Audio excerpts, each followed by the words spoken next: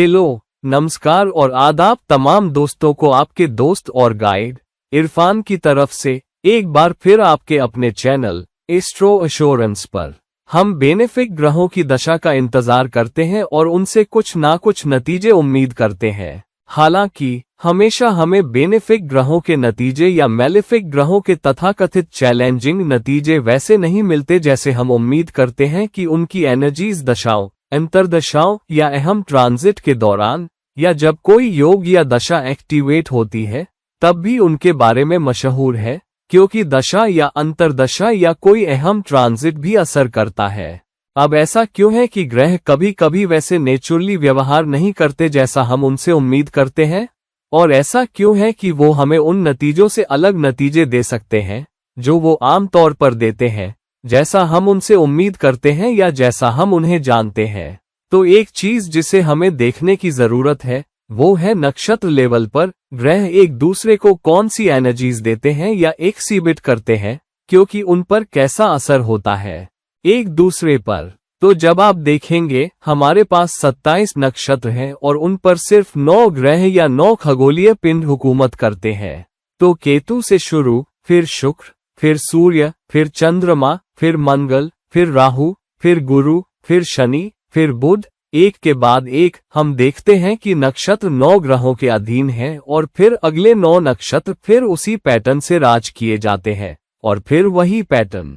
तो अगर हम उन सबको 3 कंसेंट्रिक सर्किल में रख दें, यानी पहला नक्षत्र, दूसरी लेयर में दूसरा नक्षत्र लेयर और तीसरे कंसेंट्रिक सर्किल में तीसरा नक्षत्र लेयर, जहां पहला सर्किल, दूसरा सर्किल और तीसरा सर्किल तीनों में एक ही ग्रह के राजा वाले नक्षत्र हो, तब हम पाएंगे कि हमारे पास 3 ग्रह हैं जिनमें एक जैसी एनर्जी है।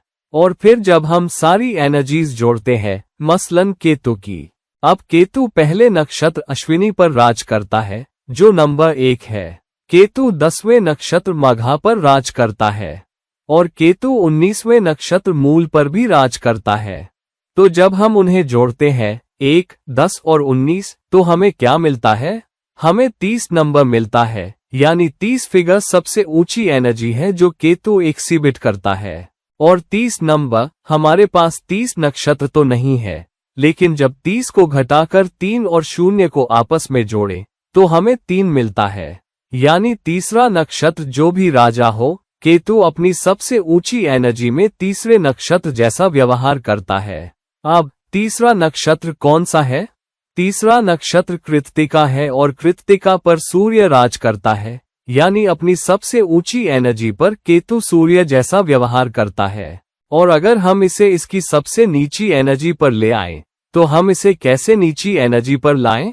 आप पहले और दूसरे लेवल के नक्षत्रों की एनर्जी को तीसरे वाले से घटा देते हैं, यानी अश्विनी की एनर्जी घटाओ, मघा की एनर्जी घटाओ उस एनर्जी से, यानी नंबर 1 और 10 को नंबर 19 में से घटाओ जो मूल से दिखाया जाता है। फिर अगर आप 19 में से 1 घटाएं और 19 में से 10 घटाएं तो आपको क्या मिलता है? इसका मतलब आप 19 में से 11 घटा रहे हैं, तो आपके पास नंबर 8 बचता है। अब वो कौन सा नक्षत्र है जो नंबर 8 से दिखाया जाता है? जो नक्षत्र नंबर 8 से राज किया जाता है सबसे निचले स्तर पर, इस सबसे नीची एनर्जी लेवल पर, उस पर शनि राज करता है। और इस तरह केतु इस सबसे नीची एनर्जी लेवल पर या इस सबसे कम एनर्जी लेवल पर शनि जैसा काम करता है जो 8वें नक्षत्र पुष्य पर राज करता है। इसका मतलब है कि आप पाएंगे कि आपकी दशाओं और अंतर्दशाओं में कभी कभी केतु अपने जैसा व्यवहार करेगा, या तो सूर्य की एनर्जी जैसा व्यवहार कर सकता है या शनि की एनर्जी जैसा। तो आइए हम उदाहरण लेते हैं और कुछ कैलकुलेशन करते हैं। मैंने एक खास स्ट्रक्चरल पैटर्न निकाला है जहां हम इन एनर्जी लेवल में गहराई से जा सकते हैं और फिर अपने लिए समझ सकते हैं, पता लगा सकते हैं कि कौन सा ग्रह अपने सबसे ऊंचे एनर्जी लेवल पर किन एनर्जीज को दिखाता है और अपने सबसे नीचे एनर्जी लेवल पर क्या दिखाता है। तो अगर आप नक्षत्रों को देखें और वो ज़ोडियाक में कैसे बनते हैं, तो हम पाते हैं कि नक्षत्र नंबर 1, नक्षत्र नंबर 10 और नक्षत्र नंबर 19 ये तीनों केतु के राजा वाले हैं। नक्षत्र 2, 11 और 20 ये तीनों शुक्र के राजा वाले हैं। नक्षत्र तीसरा, 12वां और 21वां ये तीनों सूर्य के राजा वाले हैं। और नक्षत्र चौथा, 13वां और 22वां ये तीनों चंद्रमा के राजा वाले हैं। और नक्षत्र 5वां, 14वां और 23वां ये तीनों मंगल के राजा वाले हैं। नक्षत्र नंबर 6, 15, 24 ये राहु के राजा वाले हैं। जबकि नक्षत्र 7, 16, 25 ये गुरु के राजा वाले हैं। नक्षत्र 8, 17 और 26 ये शनि के राजा वाले हैं। और फिर नक्षत्र 9, 18 और 27 ये बुध के राजा वाले हैं।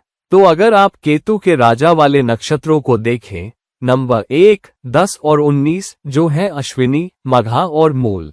नक्षत्र 2, 11 और 20 पर शुक्र राज करता है, जो है भरणी, पूर्वा फाल्गुनी और पूर्वा आषाढ़। फिर सूर्य के राजा वाले नक्षत्र जो तीसरा, 12वां और 21वां है, कृत्तिका, उत्तरा फाल्गुनी और उत्तराषाढ़ा और आगे भी।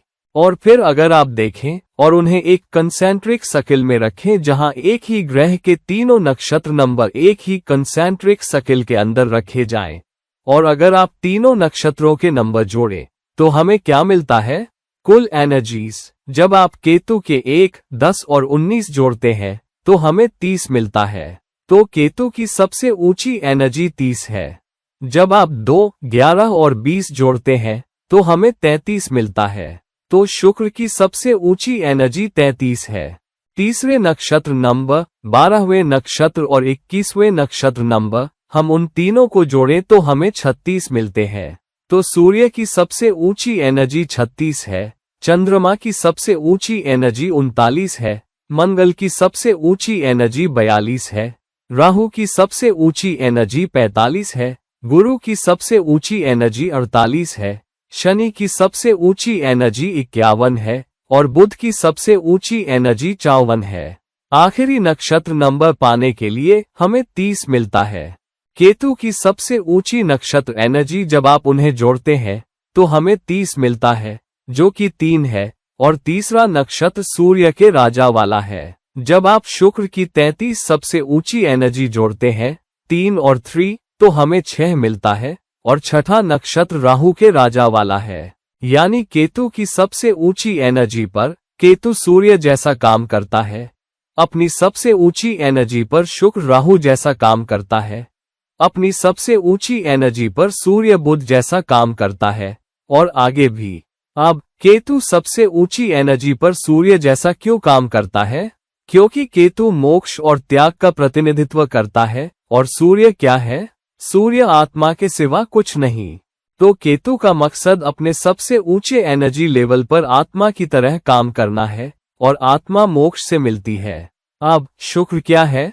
शुक्र भौतिकवाद के सिवा कुछ नहीं। तो अपनी सबसे ऊंची एनर्जी पर 6 नंबर जो राहु नक्षत्र से दिखाया जाता है, इस तरह अपनी सबसे ऊंची एनर्जी पर शुक्र राहु जैसा काम करता है। यानी शुक्र अपनी सबसे ऊंची एनर्जी पर उसी लालच, भूख और भौतिकवादी कोशिशों के साथ काम करता है जैसे राहु। सूर्य कहाँ है? अपनी 36 एनर्जी के साथ जब आप उन्हें जोड़ते हैं तो आपको 9 मिलता है, जो कि 9वां नक्षत्र है जिस पर बुध राज करता है। यानी सूर्य अपनी सबसे ऊंची एनर्जी पर बुध की एनर्जी दिखाता है, या उसके पास बुध की एनर्जी होती है। लेकिन बुध क्यों? एक तो सूर्य के सबसे करीब का ग्रह बुध है, और दूसरा बुध बुद्धि को दर्शाता है, और बुध इकलौता ग्रह है जो तीसरे साइन और छठे साइन पर राज करता है। तीसरा साइन कोशिश का साइन है, और आत्मा को कोशिश करने की जरूरत है किस लिए? जो बुध के दूसरे साइन कन्या से दिखाया जाता है, जो दूसरों की सेवा का छठा साइन है, और छठा भाव बृहस्पति का भी होता है। और इसीलिए सबसे ऊंची एनर्जी पर सूर्य या आत्मा बुध की सर्विस ओरिएंटेशन और कोशिश ओरिएंटेशन के साथ काम करती है। तो अपनी सबसे ऊंची एनर्जी पर सूर्य बुध की तरह काम करता है, या उम्मीद करता है कि कोई बुध की तरह काम करे, यानी बुद्धि और तार्किक दिमाग के साथ। फिर जब आप चंद्रमा पर आते हैं, जब आप चंद्रमा की सबसे ऊंची एनर्जी देखते हैं, जब आप 3 और 9 को जोड़ते हैं तो आपको 12 मिलता है, जो कि सूर्य के राजा वाले नक्षत्र के सिवा कुछ नहीं।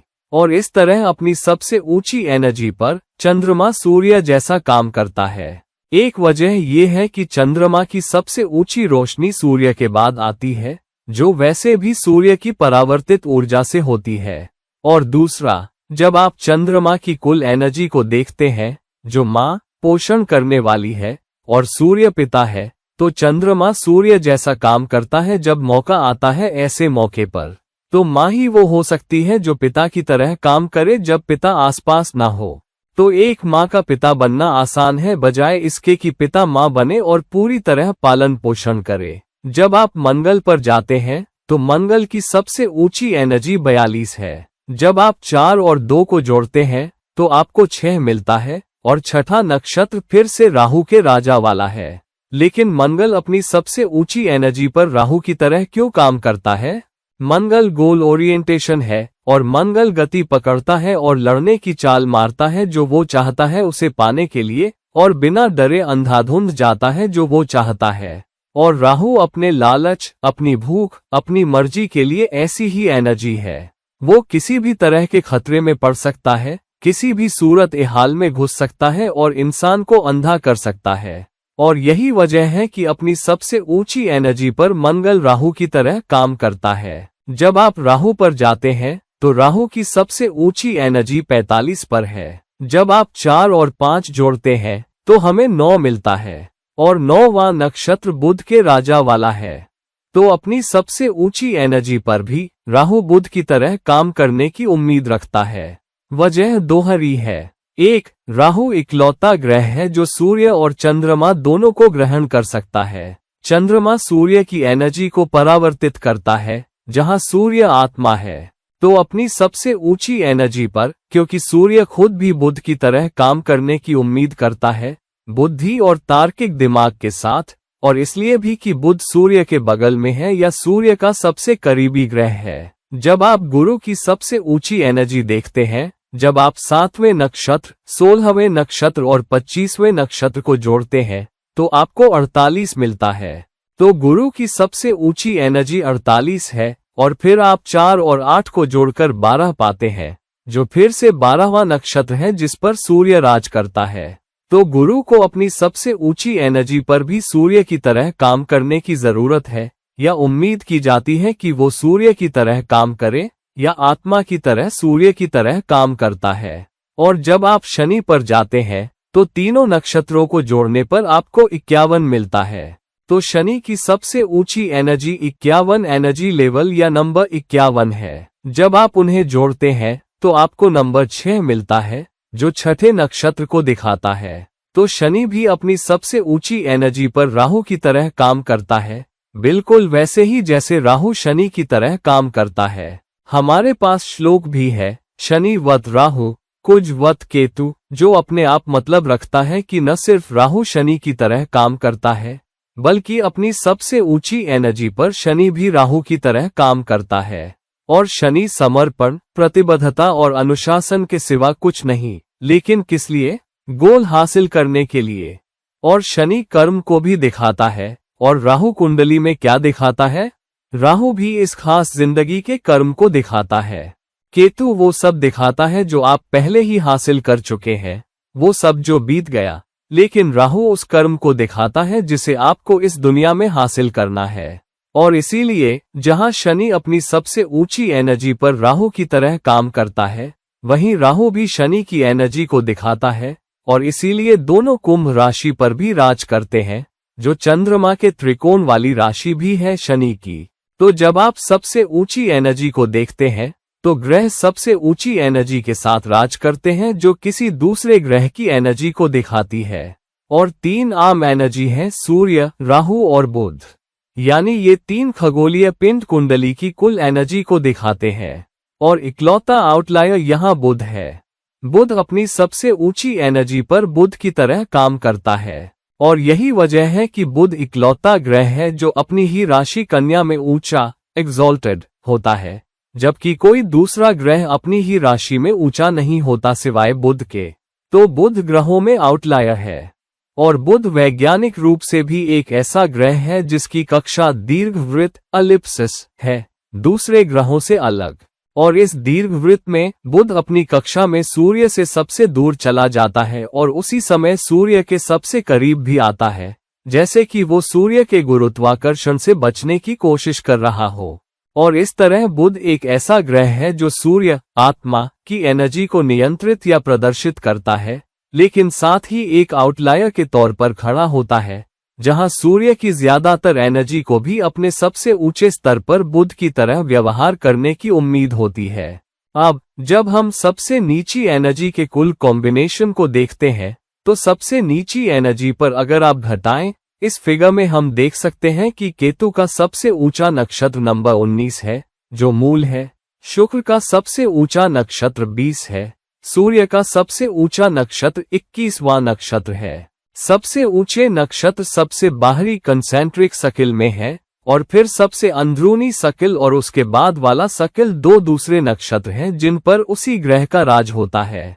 तो अगर हम सबसे ऊंचे नक्षत्र की एनर्जी को घटाएं और बाकी दो नक्षत्रों की एनर्जी को सबसे ऊंचे वाले से घटाएं, यानी 19 में से 10 और 1 घटाएं, और फिर शुक्र से 20 में से 11 और 2 घटाएं, सूर्य से 21 में से 12 घटाएं और फिर 21 में से 3 घटाएं, तो हमें क्या मिलता है? जो नंबर बचता है वो ये है। तो 19 में से 10 और 1 घटाने पर सबसे ऊंचे नक्षत्र में से केतु की दूसरी दो नक्षत्र एनर्जी घटाने पर आपके पास नंबर 8 बचता है। शुक्र की सबसे ऊंची नक्षत्र एनर्जी जो 20 है, उसमें से दो नक्षत्र एनर्जी नक्षत्र नंबर 2 और 11 घटाने पर आपके पास नंबर 7 बचता है। फिर सूर्य की सबसे ऊंची नक्षत्र एनर्जी जो 21 है, उसमें से बाकी दो नक्षत्र एनर्जी 2 और 1 और 3 घटाने पर दरअसल 21 में से 12 और 3 घटाएं तो आपके पास नंबर 6 बचता है, और आगे भी। फिर आप बुध पर समाप्त होते हैं, जहां 27 में से 18 घटाएं और 27 में से 9 घटाएं तो आपको 0 मिलता है। तो फिर से सबसे ऊंची एनर्जी पर बुध आउटलायर बन जाता है, और अपनी सबसे नीची एनर्जी पर भी बुध आउटलायर है, जहां वो अपने आप में 0 एनर्जी के साथ समाप्त होता है और किसी और चीज को नहीं दिखाता, ताकि अपनी सबसे ऊंची एनर्जी पर बुध खुद को दिखाता है या अपने जैसा काम करता है, और अपनी सबसे नीची एनर्जी पर भी बुध अपने जैसा काम करता है। और हम क्यों कहते हैं कि अपने जैसा काम करता है? मिसाल के तौर पर जब आप सबसे ऊंचे वाले में से दूसरी दो अंदरूनी एनर्जी नंबर घटाते हैं, तो आपको केतु का 8 मिलता है। अब 8वां नक्षत्र कौन सा है? 8वें नक्षत्र पर शनि राज करता है, यानी अपनी सबसे नीची एनर्जी पर केतु शनि की तरह काम करता है। जब आप शुक्र का सबसे ऊंचा नक्षत्र 20 घटाते हैं और उसमें से दूसरे दो नक्षत्रों लेवल 1 और लेवल 2 के नक्षत्र नंबर घटाते हैं, तो आपके पास नंबर 7 बचता है। और नंबर 7 से राज किया जाने वाला नक्षत्र कौन सा है? वो गुरु है, यानी अपनी सबसे नीची नक्षत्र एनर्जी पर शुक्र गुरु की तरह काम करता है। फिर जब आप सूर्य के सबसे बाहरी नक्षत्र में से अंदरूनी नक्षत्र घटाते हैं, तो आपके पास नंबर 6 बचता है, और छठे नक्षत्र का राजा राहु है, यानी सूर्य अपनी सबसे नीची एनर्जी पर राहु की तरह काम करता है। फिर चंद्रमा, जब आप 22 में से 4 और 13 घटाते हैं, तो वो नंबर 5 पर खत्म होता है। 5वां नक्षत्र मंगल के राजा वाला है, तो चंद्रमा अपनी सबसे नीची एनर्जी पर मंगल की तरह काम करता है। और अगर आप मंगल को देखें, जब आप 23 के सबसे बाहरी में से 14 और 5 अंदरूनी नक्षत्र एनर्जी घटाते हैं, तो आपके पास 4 बचता है। और चौथा नक्षत्र रोहिणी, जिस पर चंद्रमा राज करता है, तो मंगल अपनी सबसे नीची एनर्जी पर चंद्रमा की तरह काम करता है। फिर जब आप राहु को देखें और उसके सबसे बाहरी नंबर 24 में से नक्षत्र नंबर 6 और 15 घटाएं, तो आपके पास नंबर 3 बचता है, और तीसरे नक्षत्र का राजा सूर्य है। तो अपनी सबसे नीची एनर्जी पर राहु सूर्य की तरह काम करता है। और फिर जब आप गुरु पर जाते हैं और उसके सबसे बाहरी 25वें नंबर में से नक्षत्र नंबर 7 और नक्षत्र नंबर 16 घटाते हैं, तो आपके पास नंबर 2 बचता है, और दूसरा नक्षत्र भरणी है, जिस पर शुक्र राज करता है। तो अपनी सबसे नीची एनर्जी पर गुरु शुक्र की तरह काम करता है। शनि पर जब आप उसके सबसे ऊंचे नक्षत्र एनर्जी 26 में से अंदरूनी 8 और 17 घटाते हैं तो आपके पास नंबर 1 बचता है और पहला नक्षत्र अश्विनी है जिस पर केतु राज करता है। तो अपनी सबसे नीची एनर्जी पर शनि केतु की तरह काम करता है और फिर आप नंबर 0 पर खत्म होते हैं। तो जिसका मतलब है कि बुध अपनी सबसे नीची एनर्जी पर अपने जैसा काम करता है और बुध अपनी सबसे ऊंची एनर्जी पर भी अपने जैसा काम करता है। तो जब आप पूरा अभ्यास पूरा कर लेते हैं तो ये वो फिगर है जो आपके पास बचता है। यहाँ आप देख सकते हैं कि बुध अपनी सबसे ऊंची और अपनी सबसे नीची एनर्जी पर अपने जैसा काम करता है। केतु अपनी सबसे ऊंची एनर्जी पर सूर्य की तरह काम करता है और अपनी सबसे नीची एनर्जी पर शनि की तरह। शुक्र अपनी सबसे ऊंची एनर्जी पर राहु की तरह और अपनी सबसे नीची एनर्जी पर गुरु की तरह। सूर्य अपनी सबसे ऊंची एनर्जी पर बुध की तरह और अपनी सबसे नीची एनर्जी पर राहु की तरह। चंद्रमा अपनी सबसे ऊंची एनर्जी पर सूर्य की तरह और अपनी सबसे नीची एनर्जी पर मंगल की तरह। मंगल अपनी सबसे ऊंची एनर्जी पर राहु की तरह और अपनी सबसे नीची एनर्जी पर चंद्रमा की तरह। फिर राहु अपनी सबसे ऊंची एनर्जी पर बुध की तरह और अपनी सबसे नीची एनर्जी पर सूर्य की तरह, जबकि गुरु अपनी सबसे ऊंची एनर्जी पर सूर्य की तरह और अपनी सबसे नीची एनर्जी पर शुक्र की तरह, और शनि अपनी सबसे ऊंची एनर्जी पर राहु की तरह और अपनी सबसे नीची एनर्जी पर केतु की तरह काम करता है। जबकि बुध, जैसा हम पहले कह चुके हैं, अपनी सबसे ऊंची एनर्जी पर, अपनी न्यूट्रल एनर्जी पर और अपनी सबसे नीची एनर्जी पर भी अपने जैसा ही काम करता है। तो यहाँ आउटलायर बुध है। तो जब हम पूरी ज़ोडियाक को देखते हैं तो आप देखेंगे कि सबसे ऊंचे स्तर पर सूर्य, राहु और बुध की एनर्जी चमकती है, जबकि अपने सबसे नीचे एनर्जी स्तर पर बाकी ग्रहों की ज्यादातर एनर्जी चमकती है। तो आप यहाँ केतु को भी देख सकते हैं, शुक्र को, सूर्य को, चंद्रमा को, मंगल को, राहु को, गुरु को, शनि को और साथ ही बुध को भी। तो अपनी सबसे नीची एनर्जी पर ग्रह दूसरी एनर्जी की तरह भी काम करते हैं, लेकिन अपनी सबसे ऊंची एनर्जी पर वो सिर्फ 3 एनर्जी सूर्य, राहु और बुध की तरह काम करते हैं। और इस बात को ध्यान में रखना चाहिए, यानी जब आप अपनी कुंडली देखें और जब आप देखें कि ग्रह अलग अलग भावों में कैसे रखे हैं और जब आप देखें कि ये कैसे नतीजे दे रहे हैं, तो जांच करें कि ये ग्रह कौन सी एनर्जी दिखा रहे हैं, ग्रह कैसा व्यवहार कर रहा है। तो अगर आप पाते हैं कि शनि अपनी अंतर्दशा या अपने ट्रांजिट में वैसा व्यवहार नहीं कर रहा जैसा आमतौर पर शनि करता है, आपको अनुशासन देता है, आपको संगठित कोशिश देता है, आपको प्रतिबद्धता देता है, आपको वफादारी देता है, लेकिन आपको शनि के व्यवहार या उसके नतीजों से अलग काम करने पर मजबूर कर रहा है, तो फिर देखिए कि वो शख्स कैसा व्यवहार कर रहा है या आप खुद कैसा व्यवहार कर रहे हैं शनि की दशा या अंतर्दशा में। क्या वो एनर्जी जो दिख रही है राहु की तरह सामने आ रही है?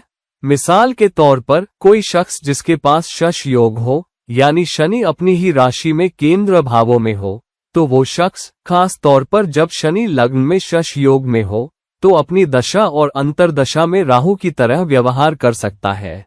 तो अगर आप पाते हैं कि दशा या अंतर्दशा के दौरान या किसी अहम ट्रांजिट के दौरान शनि काम कर रहा है या वो शख्स भूख लालच के साथ काम कर रहा है, बहुत चालाक और हेराफेरी करने वाला बन रहा है और वो चालाकी भरी एनर्जी सामने आ रही है, बहुत तरीकार टैक्टफुल बन रहा है और नियमों को मोड़ने को तैयार है, अपनी मर्जी पाने के लिए रास्ते से हटने को तैयार है, तो शनि अपनी सबसे ऊंची एनर्जी पर राहु की तरह काम कर रहा है। हालांकि अगर शनि की दशा अंतर्दशा के दौरान आप देखते हैं कि वो शख्स अब भी वो हासिल नहीं कर पा रहा जो वो चाहता है, जो उसे चाहिए, कम एनर्जी लग रही है, बर्फ की तरह सुस्त पड़ा है, जिम्मेदारियां लेने को तैयार नहीं, जैसे उसे लगता है कि वो हकदार ही नहीं है, बढ़ने के लिए अनुशासन, संगठन, ढांचा, प्रतिबद्धता के लिए धक्का देने को तैयार नहीं, तो इसका मतलब है कि शनि अपनी जगह ज्यादा केतु की एनर्जी दिखा रहा है बजाय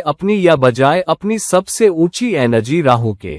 इसी तरह सभी ग्रह अपनी सबसे ऊंची और सबसे नीची एनर्जी में, खासतौर पर अपनी दशा और अंतर्दशाओं के दौरान दिखाएंगे कि वो अपनी एनर्जी दिखा रहे हैं या नहीं, या दूसरी एनर्जी दिखा रहे हैं।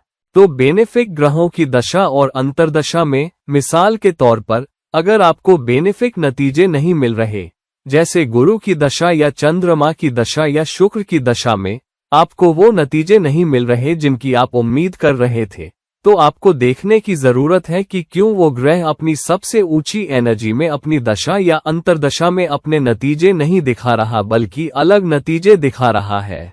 तो मिसाल के तौर पर, अगर शुक्र की दशा या अंतर्दशा के दौरान आपको ज्यादा भौतिकवादी फायदे नहीं मिल रहे, तो देखिए जब शुक्र अपने सबसे ऊंचे स्तर राहु पर काम कर रहा होता है, यानी आपकी भूख और लालच में, आप या तो ये नहीं देख रहे कि आपको बिना नैतिक और आचारिक मापदंडों के कैसे काम करना है, बल्कि आप रास्ते से हटकर कोशिश कर रहे हैं, चीजें ऐसे पाने की कोशिश कर रहे हैं कि शायद आप लोगों को रगड़ रहे हैं। आप बहुत लालची, बहुत चालाक लग रहे हैं और इसलिए लोग आपको पीछे धकेल रहे हैं, या शुक्र बहुत अक्लमंदी से काम ले रहा है जैसे गुरु करेगा, जबकि आप लोगों को लेने को तैयार नहीं। आप ज्यादा राजनयिक या हेराफेरी वाला व्यवहार, जो राहु एनर्जी दिखाती है, करने को तैयार नहीं, बल्कि भौतिक फायदों के पीछे अक्लमंदी से काम कर रहे हैं। और इस तरह शुक्र अपनी दशा और अंतर्दशा के दौरान गुरु की तरह ज्यादा काम कर रहा है। तो केवल जब आपको किसी खास ग्रह के नतीजे नहीं मिलते, तभी आप सच में जान सकते हैं कि वो अपनी दशा और अंतर्दशा में किस तरह की एनर्जी दिखा रहा है और वो असल में कौन सी एनर्जी दिखा रहा है। और इसलिए अक्सर हम उलझन में पड़ जाते हैं कि क्यों कोई दशा या ग्रहों की एनर्जी अलग तरह से व्यवहार करती है। वजहों में से एक हो सकती है ग्रहों की युति, बुरा दोष, कोई अलग योग, या ग्रह की बहुत कम एनर्जी। लेकिन दूसरी वजह ये भी हो सकती है कि ग्रह या तो अपनी सबसे नीची एनर्जी पर काम कर रहा है या अपनी सबसे ऊंची एनर्जी पर। और केवल जब आप इसे देखोगे, तभी आप गहराई से उतर पाओगे और समझ पाओगे कि ग्रह कैसा व्यवहार कर रहा है, क्यों कर रहा है। आमतौर पर आप पाएंगे कि वजह एक ट्रिगर, एक कैटलिस्ट या ग्रह का कैरेक्टरिस्टिक व्यवहार भी हो सकता है, जो या तो सबसे ऊंची या सबसे नीची एनर्जी को पैदा करता है। तो मिसाल के तौर पर, अपनी सबसे ऊंची एनर्जी पर शुक्र राहु की तरह व्यवहार करने की उम्मीद रखता है, या अपनी सबसे नीची एनर्जी पर शुक्र गुरु की तरह व्यवहार करने की उम्मीद रखता है। आपको लगभग हमेशा यही मिलेगा कि इनमें से एक, जब शुक्र या तो राहु की तरह या गुरु की तरह काम कर रहा होता है, तो इनमें से कोई न कोई निश्चित तौर पर शुक्र के साथ कोई एनर्जी साझा कर रहा होता है, या तो दृष्टि से, युति से, या शुक्र के नक्षत्र में बैठा हो, या शुक्र के साथ युति में हो, या शुक्र से छठे, 8वें या 12वें भाव में हो, जिस वजह से वो खास एनर्जी बाहर आ रही है। तो दोस्तों, गहराई से अपनी कुंडली देखिए, समझिए कि हर ग्रह कौन सी एनर्जी दिखा रहा है, और उसके जरिए ये समझ पाए कि ग्रह असल में अपने सबसे ऊंचे और सबसे नीचे एनर्जी लेवल पर कैसा व्यवहार करता है, और फिर दशा, अंतर्दशा और ट्रांजिट को तदनुसार समझने की कोशिश कीजिए। तो दोस्तों, अब जब हमने देख लिया कि सबसे ऊंचे एनर्जी लेवल पर एक ग्रह क्या दिखाता है, कौन सी एनर्जी दिखाता है, फिर सबसे नीचे एनर्जी लेवल पर वो कौन सी ग्रहीय एनर्जी दिखाता है, हमें अपनी अपनी कुंडली में देखने की जरूरत है और पता लगाना है कि हमारी उन दशाओं और अंतर्दशाओं में जो गुजर चुकी है, उस खास ग्रह ने अपनी दशा और अंतर्दशा के दौरान कैसी एनर्जी दिखाई थी, और उस पर क्या असर हो रहा था या उसे क्या प्रभावित कर रहा था। उसके आधार पर हम आने वाली अंतर्दशाओं को भी देख सकते हैं कि वो ग्रह किस तरह की एनर्जी उछाल सकता है और क्यों वो एनर्जी उछाल रहा है। आप पाएंगे कि या तो उस ग्रह का असर होगा जिसकी तरह वो अपने सबसे ऊंचे स्तर पर काम करता है, या उस ग्रह का असर होगा जिसकी तरह वो अपने सबसे नीचे स्तर पर काम करता है। हमेशा कुछ न कुछ असर मौजूद होगा, चाहे दोष से, योग से, दृष्टि से, या उस खास ग्रह के नक्षत्र में होने से, या युति से। तो आप पाएंगे कि ये एनर्जी असर लाती है, और ये भी वही है जो ग्रह के नक्षत्र लेवल की एनर्जी के नतीजों को प्रभावित करती है, इस आधार पर कि एनर्जी कैसे काम कर रही है। तो दोस्तों, इस वीडियो को लाइक करें, शेयर करें, और अगर आप मेरे से कोई निजी परामर्श लेना चाहते हैं, तो कृपया नीचे दिए गए लिंक पर मुझसे संपर्क करें। और किसी और वीडियो के साथ किसी और समय तक आपका दोस्त इरफान साइन ऑफ कर रहा है। नमस्कार।